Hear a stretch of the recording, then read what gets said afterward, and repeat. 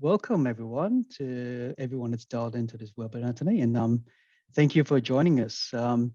This is the one of the few webinars that Picture Partners have been putting together in this year, and today we're going to be covering the topic about the new digital landscape. And firstly, let me introduce to you Michael Tutek, founder and CEO of Preezy. Michael, welcome. Hi, Terence. Thanks for having me, mate. Listen, it'd be great to get a bit of background around who you are and where you come from, because I know who you are, but I imagine most of the people in the call might be meeting you for the first time. Yeah, no stress. Yeah, so obviously, Michael, I am the founder, CEO of a company called Preezy. And Preezy is all about building technology that bridges the gap between the in-store and online experiences. So we are a Melbourne-based software as a service. We are a tech startup working with companies all around the world, but we specialize in, retail, e-commerce. Obviously, Terence, that's how we met, with our love of retail. And yeah, it all comes down to, the mission is to bridge the experience between the in-store and online experience. Great, thanks. And yeah, absolutely. We met through our working together on our retail clients. And just really quickly for everyone on the call, I'm a director within the consulting practice, and I really lead up the strategy and digital area. And what we do is we actually we'll try and drive value into businesses around helping their growth and expansion, especially if they're looking to grow outside of Australia. And a lot of it is actually about using digital technology in the right way, especially about achieving strong commercial outcomes. So you're going to hear a lot of this on this topic between Michael and I during this conversation. And really, it might be good to give you guys a bit of context around how this webinar is really structured. It all started because Michael and I have a lot of discussions around this topic, and we figured, why not actually have this in front of a few people who might actually be interested in knowing. And lo and behold, Michael, I thought a few people would turn up. I think we've got over 100 participants. So let's keep it clean. Let's control the language. But nevertheless, I think you and I actually have some pretty good views to share. So Yeah, definitely. yeah, let's start. So firstly, I think the one thing that prompted this whole thing was that you and I came to this conversation going, the world's got into a bit of a digital overdrive, especially with this, especially with COVID. And to say the world is pivoted towards digital is probably an understatement at this stage. Yeah. And there's really been no choice, right? Everyone's got a website, but now I think the website and the digital channel has become far more important in today's world of business. What have you seen? What do you think of it so far?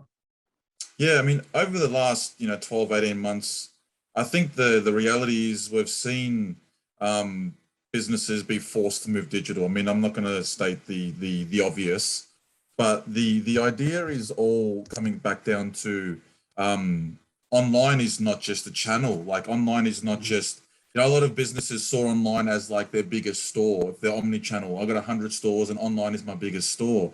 And I think there's been like a mental shift to go, well, I've actually got like two limbs of my business. One is online, one is in store. And it's almost like a brain and a heart working together. So the online has become something that gets a lot more focus, a lot more thought. And I think further to that, what we've seen, at least at Preezy, is that, for those omni-channel brands, you almost, it's not as simple as, hey, you don't need online. It's actually online requires in-store to thrive, and in-store requires online to thrive. So there's an element where, we actually saw a couple businesses that, even though they were predominantly online, when the world closed, their online businesses actually suffered because people got their word out through the store. People often visited the stores, but maybe purchased online. I mean, there's countless reasons. So the reality is, I think it's become more of a, hey, in the past, online was just like a, almost not a nice to have, but not a brain and a heart, conversation, where I think now it's literally, online is the brain and the in-store is the heart, or vice versa. At least that's what I've seen. Well, what about Yeah. yourself, Terence? No, Similar? listen, if anything, I think it's a lot of parallels. I think one of the things that you and I talked about is that previously digital websites used to be brochureware, right? Put something up, talk a little bit about company, but then not do much else. But I think in this case, the there is the digital channel has become super important. And I think one of the sectors that may be worth talking about is like you and I do a lot of work in with retail clients. And I found this really interesting chart that was actually released by Power Retail recently. And what I found interesting was that they actually mapped the amount, the value of e-commerce back in 2019 to 2020, and then based on what's happening around 2021 today. And if anything, one of the things that you and I might remember was that last year we were saying, "Oh wow, we're not sure if the end of the year Christmas period is going to be any good," but they had a bit of a smash over year, right? I mean, looking at the Yeah. red line, that's just gone way above even what 2019 was. But look at this, right? What's really interesting is that in 2021, we haven't really come into Christmas yet. And given the lockdowns we had in Victoria and New South Wales, online commerce is actually still speeding ahead. And there's every expectation that it's probably going to be even bigger than last year. So I think well and truly, the world's kind of gone through a bit of a step change, right? And retail, I know, is one of many sectors, but it's probably a really good indicator of like how everyone else is thinking about digital in this space. And the other thing which I thought was really interesting is that um, you and I talked about, well, what does it actually mean to be digital in this space? And even just looking at digital marketing, this stats came up from the IAB Australia that basically tracks digital advertising spend, which is only one of the few indicators. But what I found interesting is that when you look at the way to spend from classified, search, general display through the video, money is pouring into people trying to build brand, buy presence on the digital channel. And you know what's really fascinating? Video. I think going back 18 months ago, hardly anyone we talked about actually, would do much video, but now everyone's trying to get building up video on their website to try and stand out and to differentiate, right? I imagine you probably see the same things as well on your side. Yeah, yeah. I mean, in the end, I think you used the word step change. The Mm. reality is the world has become used to this. So, there are countless, and we all know those people who, wouldn't buy online. Just, I'm not willing to do it for whatever reason. They're now forced, and there's just an element where you're forced to do something. You become used to it. It becomes, kind of standard practice, normality. And I think the increase in video is interesting. And Terence, we were talking about this the other day, that I think that all comes down to, with COVID obviously being locked down, there is less, human interaction. So Mhm. therefore, I think the idea that people are spending more on video makes a lot of sense, only from the fact that, in a video you get to see something. Most videos have people in them. So then all of a sudden there's that element of personal touch, rather than, like, let's just call it a search ad where it's just text, Yep. very informal, nothing to it. Video can feel a lot more emotional, a lot more one-to-one. So Yes. at least I think that's part of why video's gone up. But yeah, it all comes down to the world is shifting. Yep. People are getting used to things that they weren't used to 12 months ago. And that's going to continue. It's going to be the standard normal practice moving forward. Yeah, and I think there's got to be many different ways that people will have options around where to invest and how to invest into digital for their business. It'd be good to actually run a poll, and we're going to actually run a really short poll now, which will actually look to understand from an audience perspective, what are your priorities around growth and expansion for digital at the moment? And really, we've kind of got answers which are going from improving digital infrastructure. So some clients that we work with, they have a website, but nothing in the back end, right? No e-commerce or nothing. And so for a lot of them, it's just that's a focus. Some of them are actually very focused on improving reach and presence through marketing. Others are actually more about, you know what, we're actually already getting good leads and traffic. For us, it's just about optimizing, improving our customer acquisition and impact on sales. others, and this is I guess these are the ones that Michael, you and I get excited about, so the ones that Yeah. redesign and want to recreate new customer experiences. And we're going to talk a little bit about that later as well. And of course, there's a bit I do a bit of everything. Right? You and I have seen clients like that, and for some of you, it might be nothing at all. So I guess for the people on the call, tell us a little bit about pick the one answer which you think actually reflects what you're looking at the moment. It'd be very interesting to see where this sits. So I think as you mentioned, Terence, there's a couple there that probably where we hope most of the market's at. But there's nothing wrong with being late to the party. So fashionably late to the party. No, absolutely not. So there you go. Infrastructure and a bit of everything at the moment. Yeah. And you know what? I think if it's for some of the companies that we've seen out there, I guess digital had never been given so much priority, and so it's quite understandable to see a lot of people actually start to go, let's focus on infrastructure, and we'll cover a little bit of everything. But I think, Michael, this is probably the topic that we should probably go into a little bit more, right? Around what that means. And let me just put and this I here. think from that it seems to me, and it's probably fair call, that the market is, most people are on there working on infrastructure, partly because before COVID, like we're saying, it wasn't a key element. It wasn't a major artery or major limb of the organization. So with COVID, all of a sudden it's become that. So if you don't have your infrastructure in place, or you can't handle the traffic, or you can't do click and collect or returns, you must activate that ASAP. So that makes sense. Yeah. Actually, you know what? For those ones that actually have already had a sort of fairly robust sort of infrastructure, a lot of their thoughts are turning towards digital marketing and what I should be doing there.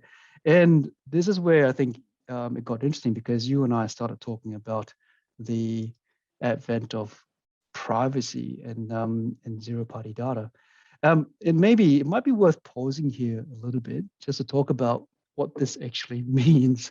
Michael, I think you had a pretty good view, which I thought was quite really simple in understanding it.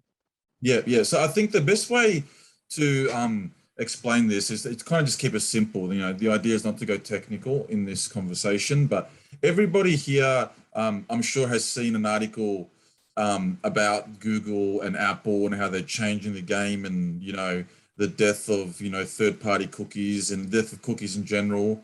But I think the first thing to say is that Google, Apple, major tech companies, they see that consumers are looking at data privacy as a big thing. There is trust between any company, whether it's a retailer or Google, and a consumer or shopper is low, is at an all-time low, because you don't know what they're using data for. So consumers are becoming aware, and they don't want to share their data. So Google and Apple in particular, they're basically just jumping on the bandwagon going, hey, we're going to support the users, we're going to support the end consumer. And that's when you start to look at things called zero party and third party. So I won't go into too much detail, just to understand that zero party and first party data is just another way of saying the data that I capture is from that original source. So let's say you're a retailer and you ask your consumers a handful of questions via a journey like Prezi, or via a survey. That's actually considered first party, meaning I've actually got that information from you. Now, third party is when you browse a bunch of websites and there are display ads and things like that. They're typically used for, display or advertising, where they're starting to capture information about you, really by you just searching. And that's called third party. It means that the data is captured from someone else who is a third party to you, and used in basically marketing and advertising. And that's where Google and Apple are basically opting out, or looking at killing third-party data. So the idea is that you get data direct. So that kind of clears up what that all means. And listen, I think what you talked about as well, it's all based on a lot of this construct around cookies, right? Which really are simple ways to kind of track how people behave and so forth. And maybe just to add to what you just talked about before, I think if anyone on the call, I think actually most people on the call probably would have remembered um, Cambridge Analytica, and it might be worth just giving a bit of context around it, because one thing is digital marketing has always been about data, right? And the use of cookies has always been a really handy way to actually understand how consumers actually behave on your website. I think Yeah. what we're seeing around this whole discussion with privacy is that the way in which data is actually used, and Cambridge Analytica was just probably the worst example of that, where it was a company out there that had gained Yeah. access to a lot of personal data, little to no oversight by someone as large as Facebook. And this is the tricky part, I think, and this is one that's really come up to the surface. Users agreeing to the terms and conditions of actually using a website without actually really reading the terms and conditions. So there is a big shift that's going on. And I think it's probably important for the audience to understand the wave that's kind of coming through at the moment. But there are consequences around what it actually means for you to actually run an effective digital marketing function for your business and what you're trying to achieve. Yeah. Yeah, and I guess maybe this is probably a good segment to go into a topic that you and I are pretty passionate about, because I think this is the one thing which is going to be far more important for businesses moving forward, and that's really this concept of loyalty, right? I mean, Michael, what is your definition, or what's your views around Yeah, this yeah. topic? So I think before, just one thing I wouldn't mind adding in terms of the cookies. It's pretty clear, or I would like to clear up that a lot of people look at cookies like a bad thing, Mhm. except for like the chocolate chip ones. But aside from that, the reality is that cookies in themselves are not neither bad nor good. For what it's worth, guys, cookies are just something, a file that holds data. So third-party cookies are the ones that hold data from places you don't know, and first-party cookies are ones that hold data that talk about experiences. And that experience, obviously, in terms of fostering loyalty, which is what you're talking about, Terence, how do you foster loyalty if you don't know anything about anyone? It's near impossible. And that's where, having data and understanding what people are all about is important. So when it comes to fostering loyalty, and Terence, Preezi is all about bridging the gap between in-store and online. So I'm going to just take inspiration from there. I mean, when you go into, say JB Hi-Fi, and let's say you recently sold your house or you're moving into a new place, it's pretty common to go to JB Hi-Fi or Harvey Norman or wherever, and just start, buying a lot of, buying a lot of stuff. I need a new fridge, need a new TV. You might go back a few times. You'll probably speak to Jack or Sarah and you'll get to know them. It's pretty common that when you go to a Good Guys, you go back, you speak to the same sales assistant. Like I worked there a while back in a previous life. And if I sold you a fridge or TV, even though I wasn't an expert at ovens, you'd come to me and ask me about ovens. And that's loyalty, and that's how it's fostered in store. And someone will come in, I might know them, and I might say, "Oh, how was your son's soccer game?" or "How did you go with the move?" So that's Mm. an example of how in store you hold information about somebody to basically foster loyalty, build relationships, and that's where I think the world is going to move online. It's actually about fostering that same loyalty or that same Mm. relationship online, just like you would do in store. And obviously, you need to, one, be transparent, but you need to, obviously hold data and have data about someone. But in order to get that, you need to be trusted. So there is a like a kind of catch 22, a loop where you need to be a trusted source. And once you're a trusted source, then people will give you that data. Once you have that data, you can then foster loyalty and build amazing customer experiences. Mm. And yeah, absolutely. I think even like for us, the definition of loyalty has always been to the ability to form a trusted relationship with your customer, right? Enabling a mutually beneficial outcome for all parties here. And this is important because it goes beyond the transaction. It's about knowing what is it that you do well and why people keep coming back to your business. And I mean, even in this image here, the hint is, it's not about the price, right? everyone sells a cup of coffee for $4 these days. So maybe after lockdown eases, it's probably going to be $5, $6, given Yeah. the way cost is going up. We've taken this view like, you know what, our clients, we understand we've worked with our clients for so long. We understand what their needs are. We also know the environment is changing a lot, in helping them arm themselves to have better capabilities around navigating as well, and incorporating the right ways to invest into digital business. That's really important, and that's part of why I hope a lot of our clients actually think about, as I say, a trusted advisor. But partly this is also what brought us to creating alliances with like companies itself, Michael, because I think we see value in like business like yours, where you're constantly looking to say, we're at the edge, we're going to push forward, we want our clients and our customers to actually have new capabilities, which allow them to compete far more effectively in what is probably going to be a really dynamic environment moving forward, right?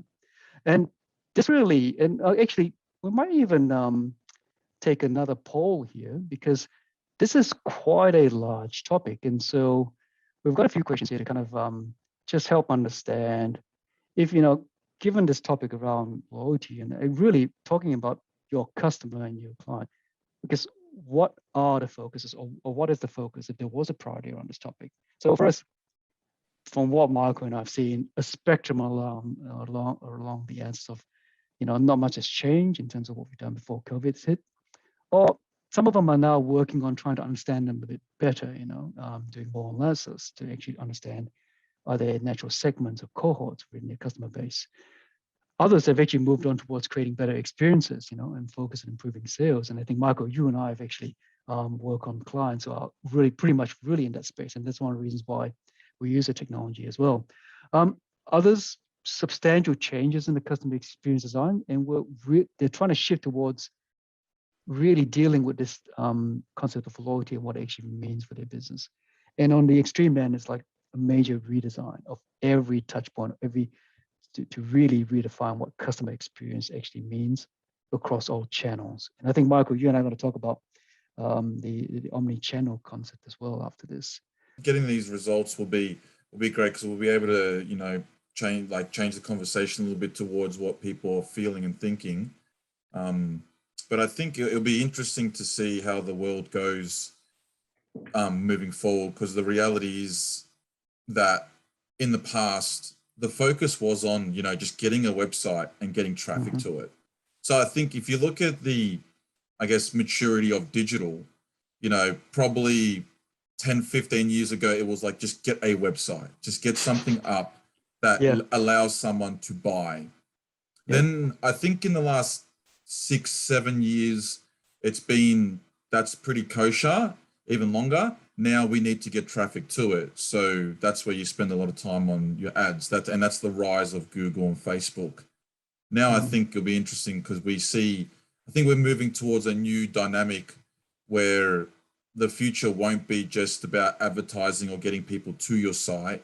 There will be a lot more focus on, hey, I want to get 1 million people here. I want to get 5% of them converting, and I want 50% of those 5% of people to come back. That'd be really interesting to see how we go moving forward. And I do want to dive into it a bit more, but let's just see. Well, I think we're about 50, 60% again, and maybe let's kind of have a look at the results anyway. This is interesting. Creating better experiences and really focused on improving sales. That's that's great to see. It is. I think, if anything, the work you and I do is pretty much very much focused on this part, isn't it? Because I think you know what, it probably is I'm just gonna we might close that poll now. If anything, the situation with COVID has really kind of brought that to light, especially for businesses that generate a lot of revenues through physical channels or some sort of physical touch point. All of a sudden, digital became really important. So that is really consistent with what we're kind of seeing in terms of the clients and customers that we're working with. But let's move on to the future of engaging customers. It's really falls into kind of two broad topics, right? Building better omni-channel experiences and empowering customers. But Michael, what do we mean by building, better omni-channel experiences? So I think this all goes down to, as I mentioned before, there is going to be the next 10 years, the businesses that win will be the businesses that actually build relationships or figure out how to build relationships with their shoppers online. Obviously, part of that is empowering, and part of that is to make the experience, omni-channel be the same thing. So, for example, these days the companies that are performing the best, at least the omni-channel ones, when they do something in store, it's not, hey, I do something in store, there is no conversation with online. And when I do something online, there is no conversation with in store. It is literally one of the same. And the way I see it, we were talking the other day, Terence, said a lot of companies use the term sales and marketing. Why is the term sales and marketing being banded into one single, department? Obviously, you can be split out, but the idea is sales and marketing are two departments that work hand in hand together as a single unit to achieve a goal. And that's where I think businesses need to go in terms of omni-channel. It needs to be online and in store, are one single experience that work together, build projects out together, empower customers together. So a quick example of the empowering customers is simply put, like, just let them have control of the experience. When you go onto a website, I go on, Terence, you go on, my mum goes on, my partner goes on. It's typically the same for everyone. It doesn't ask you questions. It doesn't get to know you. It doesn't know you.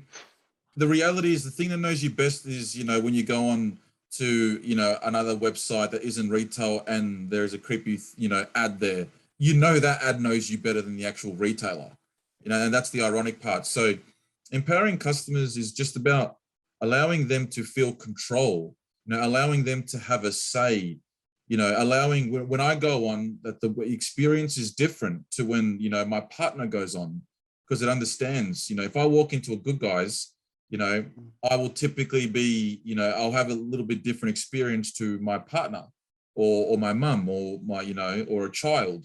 So the idea is to just understand and empower. And I think one thing to note here, Terence, is a lot of people hear this stuff and then they go, especially C-levels, they go, oh, this is a huge project, needs millions of dollars. My head of digital e-commerce told me they need, 12 months. The reality is that these experiences can be produced very, very quickly, and you can do them in isolation. So, Prezi, as a quick example, for those who don't know, you plug Prezi on a website, it asks you questions, provides recommendations. That's a way to empower customers, bridge the gap between online and in-store in bite chunks. So, getting to a full experience where in-store and online are one of the same is something that, if you're thinking about it in the right way, you can do bite chunks. So you could look at, hey, this, for example, I go on the website, I do something, I don't check out, I use Prezi, whatever, captures my email, sends me an email, lets me know where the local store is in case I want to buy that product in store, and gives me directions. That's something that doesn't take a lot of time. It's not millions of dollars. It can be done. There are tons of businesses like Prezi and like Pitch Partners that are out there to help. So I think the idea is, and I just stress it, this is not something that, it's too big to chew off. And I think that's a really clear distinction. People and businesses need to understand that there is so many quick little wins that you can put together and, bolt on for an overall amazing experience. Absolutely. And I think that's probably worth me expanding a little bit on that, because that's one of the reasons why I think we've worked well together. Because the work that we do, we've actually gone in and said, you know what, there's a lot of information that you already have on hand, you don't actually realize. And we're able to actually go in and actually say, what does the customer actually breakdown look like? When they come into the different channels, what do they actually do? How do they behave? And being able to show a client a social customer is, X times more valuable than a direct customer or one that comes from referral. These are the reasons why. This is their behavior, and this is what actually comes through if you had an e-commerce site that actually purchased. You can actually get it down to a quantified level around who spends more than the other. And that was, like you said, a really simple thing to do. And that's one of the baseline things that we do when we actually go into a client. But the other thing in terms of why we actually started working with was that we needed a way to find more about what is it that a customer is actually thinking when they land on the site. What are they looking for? And just being able to unravel and get information about their decision-making process has been fantastic. And really using all that, which is really what I call customer insights analytics, that's really the best starting point around knowing how to empower your customers.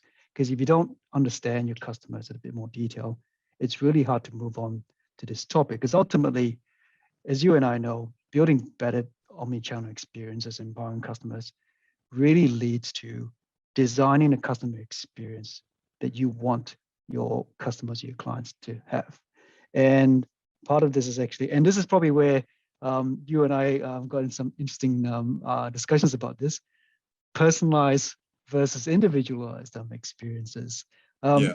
Is that worth maybe explaining to the people on the call what we mean by this and what the differences are? It's really one of those things that in the past, personalization was meant to be, the white knight, the thing that saved e-commerce experiences, because everybody knows, it's no secret, everybody knows that that e-commerce experiences are commoditized. They are generic. They're the same for everyone. And personalization was meant to, save that. So if you go online, there's hundreds of personalization businesses. But the reality is personalization means one too many. So for example, if you go on and you find out that, hey, I'm a white male between 30 and 40, it's going to, hypothetically put me in a similar bucket to everybody else that's in that. So what you're doing is in personalization is you're creating personas or segments.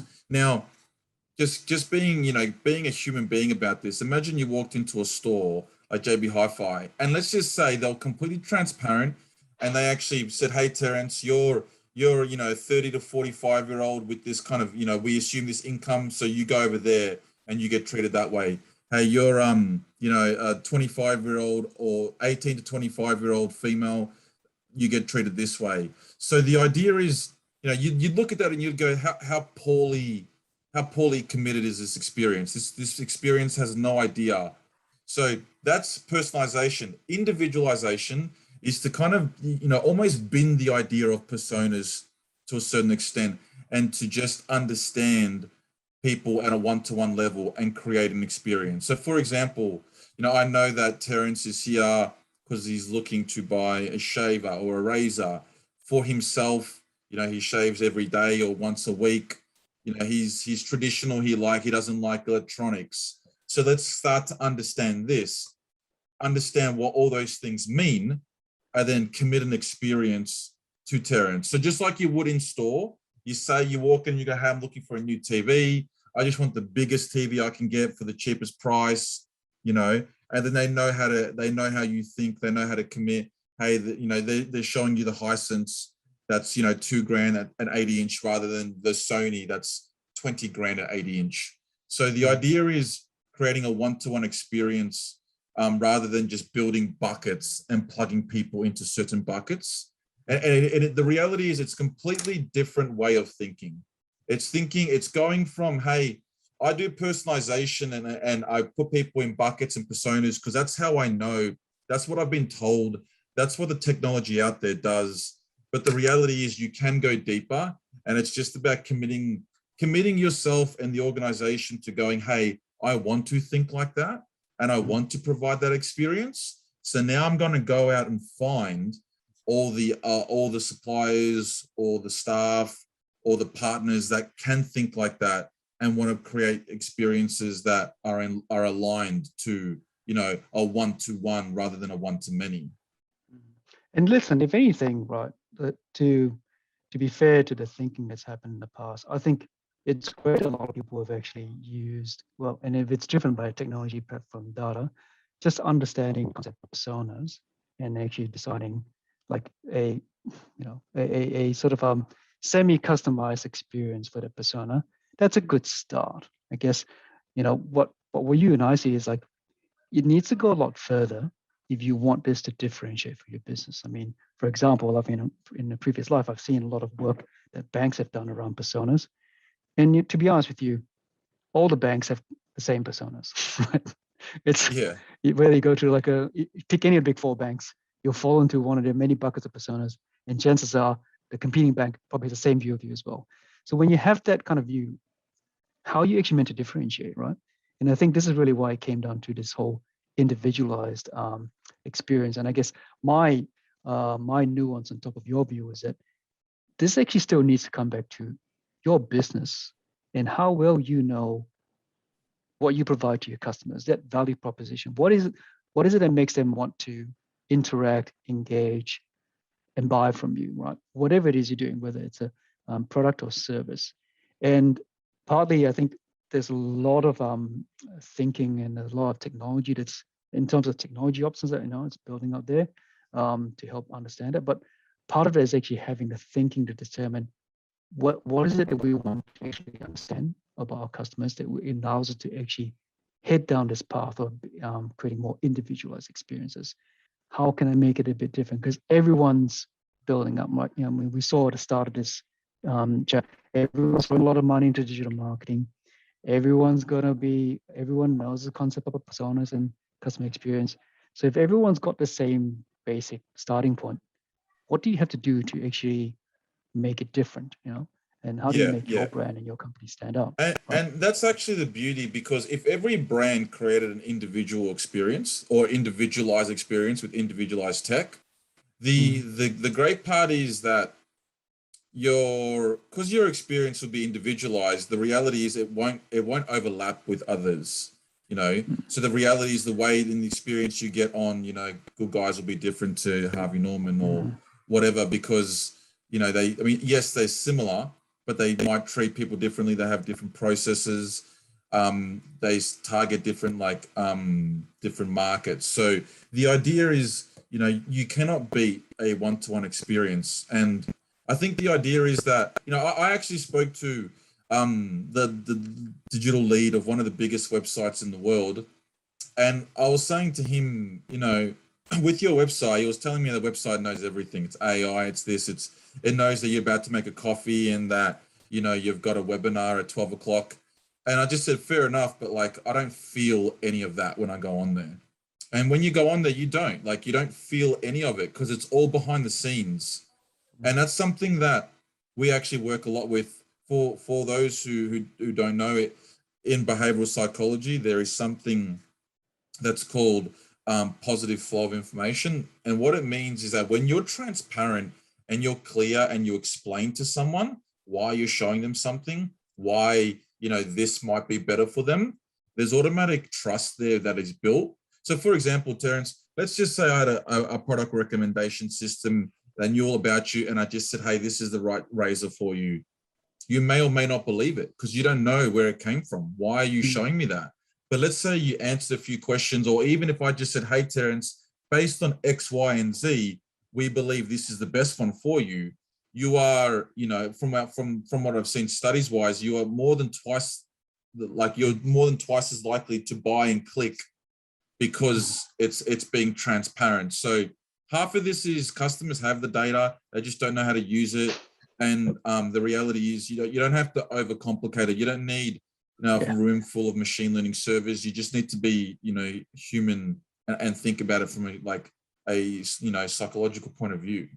Absolutely. The clients that I think who have really successful businesses, it's not because they have the best tech. Yes, tech helps enable, but they're actually really clear about their value proposition to the customer, right? And I think that's one of the fundamental things that's probably worth reminding everyone on this call and everyone out there in the business side of things. Before we head into the next part, which is around Q&A, I guess maybe what do you think? We covered a lot of things today. What will be some of your key takeaways anyway for people on this call? Yeah, I think in terms of key takeaways, I think firstly is just start thinking, or at least have the thought logic that in-store and online, for those who are omnichannel, are one of the same thing. It's a head and a heart of a business. You just won't believe how much your in-store is impacted by your online, vice versa. So I think the first thing is give online the effort and mental thought logic it needs to be side by side with in-store. And then I think aside from that is just start having the conversations like these to get these experiences going. They are not huge projects. You don't need to have just implemented a brand new, fresh Salesforce Commerce Cloud implementation to do these things. There are a lot of technology, CDPs, Prezis of the world, product recs, as well as partners like you guys that understand it. So I think the idea is that these aren't huge projects. Don't think of them like, oh, I can only do this in December 2022 when this re-platform's done, because the reality is you just won't do it. You'll never do it. And the brands that do, they will take you over. And I think lastly is over the next 10 years, the brands that win will be the brands that focus on customer experience rather than marketing. Now, don't get me wrong, I know you need marketing. I love marketing, but the reality is that getting customers to your site will become second to when a customer hits your site or your store. The experience is supreme. It combines with in-store and online. It knows you, it understands you, it provides you the systems and the recommendations and the individuality that you need. So I think that, for those who are seriously thinking about moving forward, like, you need to be thinking like that. Otherwise, I think you'll regret it in 10 years' time. Yeah. And look, listen, you and I share the same views, and I guess the only additions I probably make on top of them, the other key takeaways is, don't let digital. We've obviously, this topic has been all about digital, but really digital should be led by where you want to go with your business, and ultimately that's from a business strategy point of view, right? For us, it's actually about building that alignment between what do you want to do for your business and how is digital actually meant to help try and get there. And for us, one of the things that we found to be really useful for clients who either feel like there's too much going on or we're not sure where to start, 3 really simple things, right, that we do with clients. And I think if anything, go back and have a look at whether you have this in today. Set sort of digital roadmap, right? Really understand where your investment is going into digital and why, right? What is it actually doing? And from there, you can see that it's actually just beyond technology, but also making sure that you have the right capabilities in your team, knowing who should do what. Currently working with a client now who actually is, and this will be music to your ears, Michael, it's actually, they don't actually have a sales and a marketing function. They're kind of integrated it whole into, like, this is now our customer experience and marketing, sales and marketing team. And really, they're now focused on what is it that's actually important from social and what are we doing there across all different channels. Now, that's how they think about it, but at least they're clear around what they're doing. Right. Yeah, and people are now in their business now actually allocated specific parts around that. And the other thing that we actually set on top is always measure and make sure that you're actually achieving tangible commercial outcomes. And the technology that you built actually really helps achieve that. And we've actually been able to help build that capability into our clients. So really, that's really the best kind of outcomes we've seen so far when it comes to investment into digital technology. Yeah. But you know what? That's probably quite a lot of the takeaways for the audience today. This has been a great chat. Should we see what kind of questions have popped up in the Q&A? Yeah. Let's go to Q&A. So here's one which we haven't really done much around customer experience and loyalty. What tips do you have on starting? What do you reckon, Michael? I think first it's just what you said, understanding what you want to achieve. It's about going, first, like, are you omnichannel? Are you, pure play online? And then going, like, what do you want to achieve? And you can have both intangible and tangible metrics. So you might say, hey, I want to achieve, a better customer experience in terms of loyalty. And then you go, cool. So, what's your, X, like, let's call 20% of your customers return now within 30 days. I want to lift that to 40%. Cool. My conversion rate on my website is 3%. I want to lift that to 6%. Okay, let's look at that. So the idea is, I think, firstly, understand it holistically, like you said, and then get down into metrics. And then from there, just start having a conversation with people like yourself or myself to understand, what are the quick wins. The reality is getting conversion rates, say from 2 to 3, or from 3 to 6 or whatever, is a massive job. And there'll be heaps of little, block-sized chunks that you can do to kind of win there. Listen to that as well. the experience that we've had, since we've been started working together is conversion rate, even on that topic alone, is actually that's actually not as difficult as it may seem sometimes. And really, the work that we've done with you guys is once you really understand your customer and what they're actually asking, what they're looking for, it's actually quite easy to kind of go hone in on, oh, okay, these are the more important aspects around how to actually understand a particular product feature or a particular service feature that they want, and going through a simple way of like saying, if we cover these aspects, this is more than likely what you're looking for, and being able to do that for some of our retail clients to be able to help customers find the right products they're looking for really quickly, that has actually made a big impact, even just in the conversion rate alone, right? So Yeah. again, Yeah. that's yeah, I mean, simple things like coming back to the question, pick something which you think is really important and valuable, and then explore ways in which you can actually really lever up on that. And in some cases, right, if you need help, that's when the trusted advisor comes into it. And that's probably that's probably a tip that Michael would have for that. Yep. What are the steps to understanding what your customers want? Is it just a process of looking at what would happen in store and then reflecting this online? That's a good question. Yeah. So um, I think with this, it's really important to distinguish what people actually looking for versus what people buy. So, for example, Zara. We all know Zara. One of the quotes from the founder of that was, "I figured out what customers wanted today and got it into the store 4 weeks later." So he was kind of all about figuring out what people wanted before they had it. So why I say that is a lot of businesses look at, hey, people are buying this, people are searching this, therefore that's what they want. But the reality is that's what they can find from your range. So let's say the best product for them was actually just hidden in the bottom left-hand corner out of your 10,000 products you wouldn't know. So the steps to understanding what your customers want, I think, to be honest, I think it's about asking um, rather than like just straight up observing. So, for example, if I go onto a website and I use this example all the time, and I'll just go JB Hi-Fi again. Like I'm searching, I might, browse the 10 grand TV. I might click at it because, I'm a dreamer. One day I want to buy a 10 grand, 100-inch TV. I can't. But then if I was to say use the Prezi workflow or some other means, I would end up, basically saying how I'm looking for a TV like this, that I want this. So I think part of it is asking, and, obviously through ways like tech like us and other tech, you can find ways to ask people within the journey. So therefore it's completely non-invasive.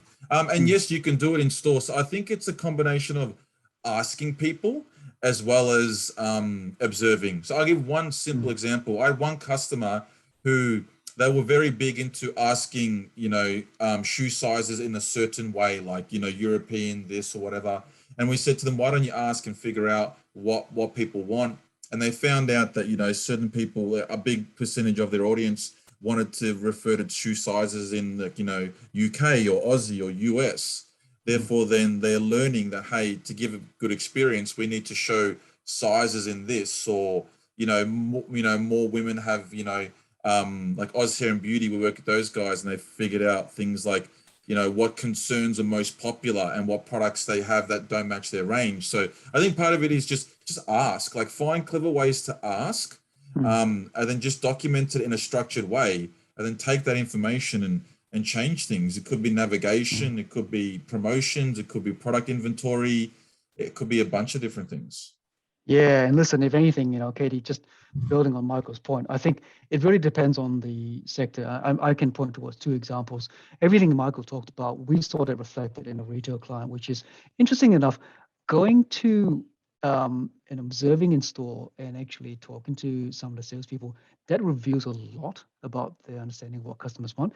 And especially if you have a business where you have people on the front line that are constantly engaging and talking to customers, they're usually a really good starting point, right? They'll be able to tell you stuff which they observe, seen, and heard, to the point where they say, we have one retail client said, in this particular store, two out of three customers that walk in always come with the phone saying, "Hey, I saw this on Instagram. I want this," right? And that's an insight in itself. Other sectors, for example, I've worked with an aged care sector where the process of actually getting from evaluating where you should send your loved one into an aged care center through to actually get them in, it's a really complicated, long process. And until you actually understand that and actually interview the clients that actually gone through the process, not only will you understand what their needs and wants are, but you can also understand a lot of their pain points. And really, this comes down to a variety of different ways. We haven't even really talked about analytics, but if you actually collect a lot of data, even using that as a starting point, is a really good start. But coming back to what Michael said, if you only collect information that's related to a particular product range or what you look at, the insights out of that in terms of understanding what a customer wants could be limited. You might get lucky, but ultimately you need to complement it with a bit of qualitative research as well. And listen, at the end of the day, digital marketing is really a bit of art and science, right? You have to actually decide where you should put your efforts to get you the most amount of value, and that's how you should think about that approach. Yeah.